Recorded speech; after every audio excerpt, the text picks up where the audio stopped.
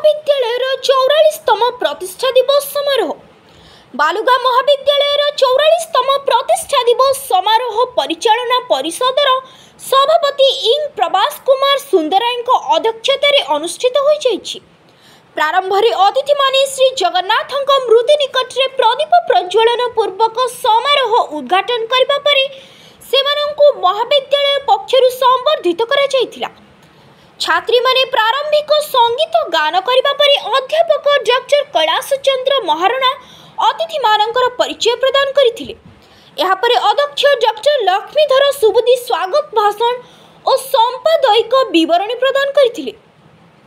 मुख्य वक्ता भावे जोगदे पुरी लोकसभा सांसद डॉक्टर संबित पात्र छात्र छात्री मानंकु अध्यवसायी और अध्ययनशील हेबाकु परामर्श देथिले। मुख्य अतिथि भावे जोगदे ओडिशा सरकार को कैबिनेट मंत्री पृथ्वीराज हरिचंदन महाविद्यालय शैक्षिक उत्कर्षता नाक मान्यता और गुणात्मक विकास पाई वर्तमान और पुरातन छात्र छात्री मानकर सहभागिता कामना करथिले। एही अवसर में प्राक्तन चिल्लिका विधायक डॉक्टर विभूतिभूषण हरिचंदन राष्ट्र गठन में शिक्षार्थी और शिक्षक मानकर प्रतिबद्धता उपरे गुरुत्व देथिले। चिलिका पंचायत समिति अध्यक्ष ज्योत्स्ना बेहेरा सम्मानित अतिथि भावे जोगदे छात्र छात्री मानकर शैक्षिक प्रगति पाई आह्वान देथिले। एहा परे पूर्वतन अध्यक्ष प्रोफेसर नलिनीकांत पट्टनायक को मुख्य अतिथि पृथ्वीराज हरिचंदन उत्तरीय और मानपत्र दे संबर्धित करथिले एवं प्रत्युत्तर रे प्रोफेसर पट्टनायक महाविद्यालय रे बीताइथिबा स्मरणीय घटना आलोकपात करथिले। एहा परे महाविद्यालय 24 जन विभागीय श्रेष्ठ छात्र छात्री मानकु अतिथि माने संबर्धित करथिले। धन्यवाद देथिले युक्त 2 अध्यक्ष Subhash Chandra Shri Harichandan. Bureau report IJB news. माने संकल्प नेबे जो भली भावे निर्णय नेबे निज जीवन विषय रे को मार्ग रे जीवा को अछि जहा आपण माने प्रचेष्टा करिवे जीवन सेमती गढ़ी हबो जीवन सेमती आगु को बढ़िबो। बहु संख्या रे मु देखुची आमर सांसद डॉक्टर संबित पात्र एवं पूर्वतन विधायक डॉक्टर विभूतिभूषण हरिचंदन कॉलेज पूर्वतन अध्यक्ष विशिष्ट शिक्षाविद प्रोफेसर नलिनी पट्टनायक आम ब्लॉक चेयरमैन एवं कॉलेज परिचालना समिति अध्यक्ष समस्त ये उपस्थित थी।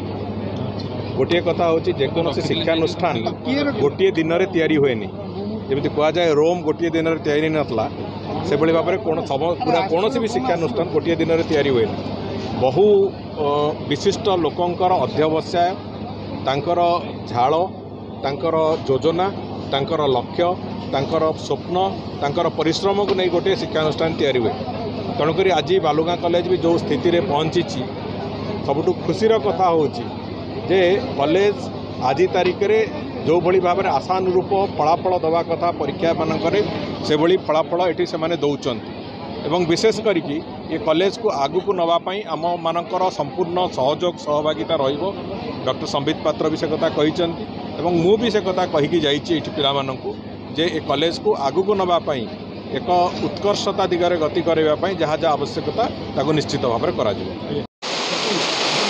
मो लक्ष्मीधर सुबुदी बालुआ महाविद्यालय भारप्राप्त अध्यक्ष आज बालुआ महाविद्यालय पालन करुच्ची 44तम जन्मोत्सव।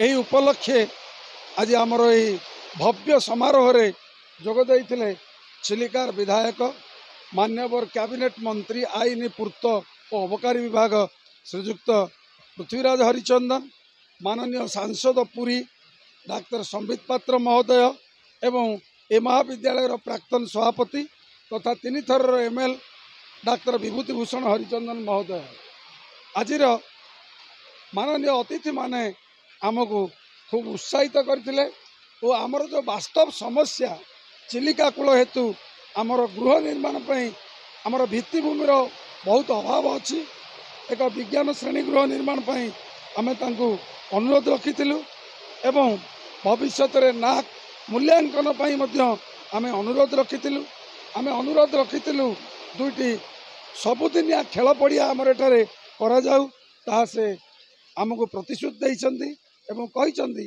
ପିଲାମାନଙ୍କର ଗୁଣାत्मक ଶିक्षाରେ ए अभाव रहिब नाही। आपण माने नाक करिया पई संकल्प नियंतु आमे आपणक सहित अछु। तेणु मु माननीय अतिथिक निकट रे निजर कृतज्ञता प्रकाश करुछि और आपण मानक माध्यम रे मु आपनको धन्यवाद भी दउछि ए वार्ता पहुँचेबा उचित।